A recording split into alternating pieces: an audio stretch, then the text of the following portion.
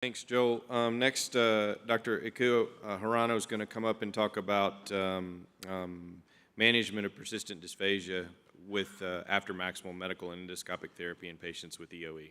Thanks, Ikuo.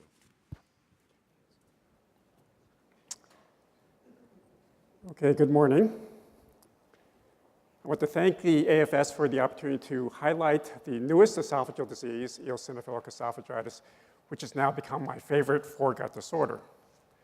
My disclosures are listed here. I will be discussing off-label use of medications because currently there are no medications that have yet been approved by the FDA. So in covering this topic of treatment refractory EOE, there's 4 issues I'd like to try to address. We'll look at the definition and prevalence of steroid refractory disease, look at the dissociation between symptoms and histopathology, which I think explains a lot of what we're seeing or perceiving as steroid refractory disease, look at the effectiveness and safety of esophageal dilation, and finally look at novel therapeutic approaches beyond the use of topical swallowed steroids. So topical corticosteroids are no doubt the most popular primary therapy, both in children and adults with EOE. The 2 formulations that have been studied most widely are fluticasone and budesonide, with doses given here. The major side effect that's been reported to date is candidiasis, either in the oral cavity or in the esophagus, but this is something that's seldom clinically relevant. It does not generate symptoms for the majority of patients. Potential long-term systemic adverse effects are a concern, but have not yet been demonstrated in any prospective randomized controlled trial. This would include adrenal insufficiency. In terms of regulatory approval, the EMA, the European FDA, recently approved the budesonide tablet in January 2018, but this is not available in the United States. In the US, we have an ongoing phase 3 trial of a budesonide liquid preparation and a phase 2 trial of a fluticasone dissolving tablet. Topical corticosteroids have now undergone 8 double-blind, placebo-controlled, randomized controlled trials showing efficacy in terms of histologic healing. This was the only medical therapy to get a strong recommendation in the recent AGA Joint Allergy Task Force guideline because of the consistent response rates that were demonstrated across the board, both in children and in adults. Now, in terms of what do we treat, how do we treat this disease, we want to look at 3 aspects of disease activity. Symptoms are the most obvious target. We want to take our patients with dysphagia and food impaction and make them asymptomatic, and that is asymptomatic when they're not necessarily avoiding food. You can make a patient with EOE asymptomatic by avoiding meat and bread, but that's not really disease remission. Histopathologically, we want to see resolution of esophageal eosinophilic inflammation, getting that EO count below the diagnostic threshold of 15 EOs per high power field. And endoscopically, 95% of patients or more have endoscopic features. We want to see improvement in the inflammatory features and resolution of the esophageal strictures, at least targeting an esophageal diameter of over 15 millimeters.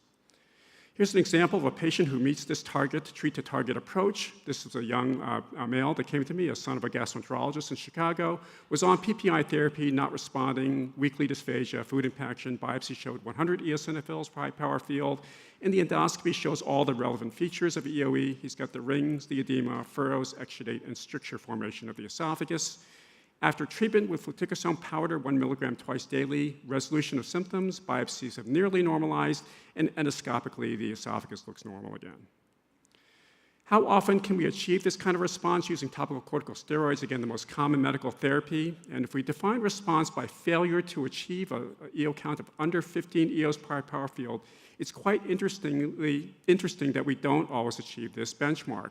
The studies, the randomized trials and the retrospective studies have shown that the steroid non-response rate ranges anywhere from as low as 5% up to 69%. So a lot of heterogeneity in the response rates to what we think is our gold standard therapy of steroid use. This brings me to a discussion about dissociation between symptoms and histopathology. And I'll illustrate that with a case. This is a 28-year-old patient that came to our emergency room with progressive dysphagia. He actually had an esophageal perforation resulting from a food impaction and underwent endoscopic disimpaction. He did well with conservative therapy, did not require surgical intervention. On follow-up examination, he was placed on PPI therapy up front, continued to have symptoms, dysphagia, food impaction. On endoscopy, severe grade 3 rings could not pass the stricture in the proximal esophagus with a standard endoscope. Biopsy showed 94 eosinophils per high power field. The patient was placed on fluticasone, dosed at 880 micrograms twice daily, a standard dose for remission. For 6 months, symptoms did not improve, continued dysphagia, Biopsies, however, showed complete normalization. He has 0 eosinophils per high power field. So why hasn't this patient been cured? Why do they still have symptoms in spite of normalization of the esophageal biopsy? The answer becomes quite apparent when you look at the endoscopy. The endoscopy looks unchanged. There's still severe grade 3 rings, stricture of the esophagus. The adult endoscope cannot traverse the esophagus. So the point here is that there is significant symptom histologic dissociation in EOE. Our mucosal biopsies, which are only sampling the squamous epithelium, are just scratching the surface for overall activity of this disease. If you look a little deeper and look into the submucosa and even into the muscularis propria, there's evidence of eosinophils within the muscularis propria, within the muscularis mucosa, within the subepithelial space, and eosinophil biomarkers like eosinophil peroxidase, which is highlighted here. Using trichrome staining, this is Dr. Richter had already alluded to this, you can see a distinct fibrotic signature in the subepithelial space in EOE patients. And what's quite interesting, it's not just the adults that get this, the pediatric patients, 90% will demonstrate evidence of subepithelial fibrosis in the lamina propria, which is quite distinct from what we see in GERD patients as well as in healthy control subjects. Just digging even a little bit deeper using endoscopic ultrasonographic techniques, you can see marked expansion of the entire esophageal wall, both in children and adults with EOE. And what's quite interesting is that the expansion of the esophageal wall is not just the mucosa, but the submucosa and even into the muscularis propria, significant thickening of all layers of the esophagus. So I think this type of transmural remodeling helps us understand what we're seeing phenotypically when we see our patients with severe EOE and the complications of this disease being narrow caliber esophagus. On the far left-hand panel, a normal caliber esophagus, 20 to 25 millimeters. The middle panel, about a 50% reduction in luminal diameter of the esophagus in a patient with EOE. And the far right, a severe narrow caliber esophagus, the esophagus getting down to about 4 millimeters in diameter. Now, what determines these complications of stricture formation and what we think is probably the most relevant clinical manifestation of that is, which is food impaction. If you look at EOE patients and you separate the EOE patients with food impaction from the EOE patients without food impaction, and you look at their mucosal biopsies, you can't distinguish these two subgroups of patients. Again, probably phenotypically the most important division of these patients. The eosinophil density does not vary in the EOE patients with or without food impaction. What does separate out these patients quite nicely is their distensibility. Using impedance planimetry or FLIP, if you map out the distensibility curves, mapping out cross-sectional area versus intrabag pressure in these EOE subjects with or without food impaction, a significant difference with reduced distensibility in the EOE patients with food impaction. And this will be discussed by Dr. Carlson in the next lecture. So the bottom line here is that the FLIP technology or impedance planimetry provides a quantitative measurement of esophageal modeling that I believe is the most important biomarker of overall disease activity. So what do we do with our patients now? We have our patients that are not responding to medical therapy, diet, PPI, or steroid use. What do we do next for the patients who are symptomatic? We typically resort to esophageal dilation. Dilation is extremely effective. You can relieve symptoms in 95% of patients, as shown in this meta-analysis of retrospective data, 1,820 dilations performed in 845 EOE patients, 95% symptom improvement. Now, that doesn't mean symptom resolution. These patients can still have dysphagia, but their symptoms of dysphagia have improved in the vast majority of patients. The concern that's been raised about dilation as a method to treat or manage these patients is what happens after you dilate. I like to look after I dilate the patient, immediately upon a dilation, and what you typically see is this, these long areas of mucosal disruption into the submucosa, which are painful to look at and painful for our patients to experience. Fortunately, perforation rates, which were talked about as being very high in this disease, when you performed the dilation, initial reports suggested there were very high perforation rates. But now the meta-analysis of 1,820 dilations have shown that perforation rates are very low. Perforation rates of 0.38%, which approximates that for all benign stricture dilation of the esophagus, with the exception, of course, of achalasia. So the bottom line here is that esophageal dilation in EOE has a low reported rate of complications of either bleeding or perforation. The data, however, for the safety has been driven by a few large series from esophageal centers that have adopted a very conservative dilation approach based on their early reports of high rates of complications. So the question that I was asked about was what do you do with treatment failure? How many patients fail, and what do you do with the patients who fail combined medical and endoscopic therapy? We don't have a lot of prospective data. We have this retrospective study that just came out just within the past 6 months, looking at 229 adults from Switzerland with a median follow-up of 5 years. These patients were kept on long-term corticosteroid use with swallowed topical budesonide, as well as intermittent dilation.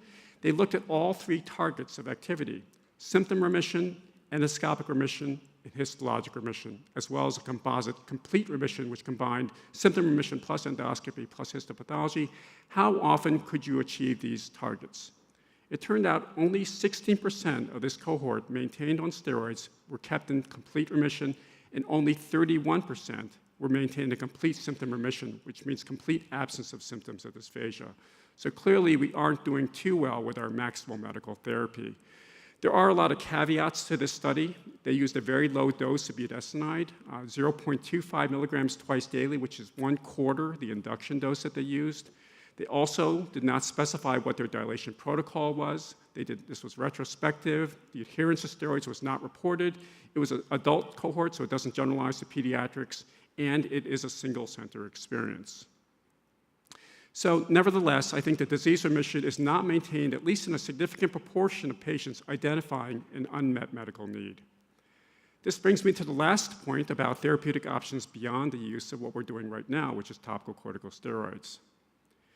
We now are seeing in the past several years the emergence of biologic therapies that are targeting several of the allergic cytokine mediators that Dr. Richter had already alluded to.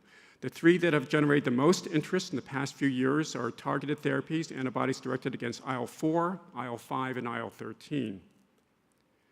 Just want to summarize 2 of the most recent studies that have had positive results. This is the antibody therapy for IL-13. This monoclonal antibody inhibits the binding of IL-13 to both the alpha-1 and alpha-2 receptor. In this clinical trial, the drug was administered as a weekly subcutaneous injection. Randomized double-blind placebo-controlled trial, 99 patients, all adults, given 16 weeks of therapy with either a low-dose or high-dose anti-IL-13 drug versus placebo. The primary endpoint here was the mean change in esophageal eosinophil count. And as you can see, robust improvement in terms of esophageal eosinophilic inflammation with anti-IL-13 therapy at either low dose or high dose, basically no response with placebo. Other secondary endpoints were looked at, including endoscopic features of the rings of edema, furrows, and exudates of the esophagus. Again, statistically significant improvement with low dose and high dose anti-IL-13 therapy, no change with placebo.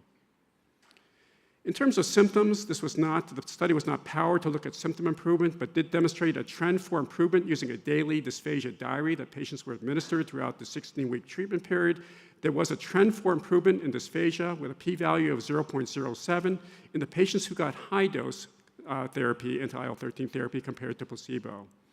And what was really interesting was that if you looked at the steroid refractory subset, this was an a priori study design. Patients were stratified based on their steroid refractory status. The patients, again, who got the high-dose anti-IL-13 therapy showed an even more significant improvement in terms of symptom relief of dysphagia compared to placebo, with p-values here of 0.0547. The other antibody therapy that's being looked at is dupilumab. This is an anti-IL-4 receptor monoclonal antibody.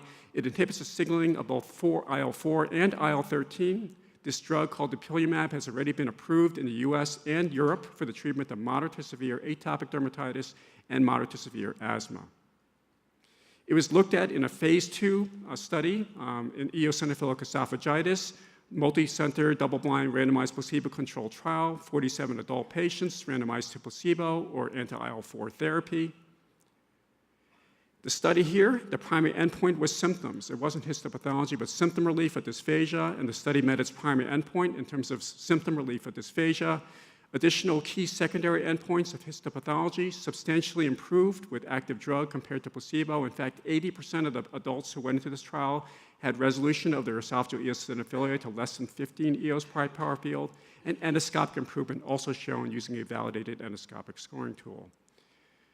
The other intriguing endpoint that was looked at as an exploratory analysis was esophageal distensibility using FLIP technology to measure impedance planimetry in the patients before and after administration of anti-IL-4 therapy.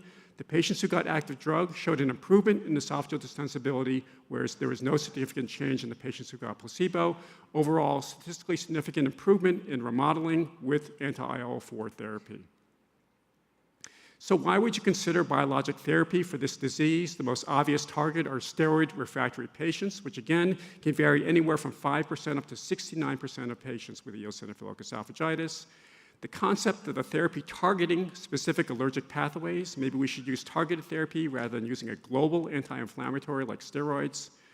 There's a systemic delivery that can address multiple forms of atopic disease. Keep in mind that most patients that have EOE, 70%, have extra-esophageal atopic disease. That is, they not only have EOE, they have allergic rhinitis, asthma, food allergy, or atopic dermatitis. So you can address all these different forms of atopic disease with one drug.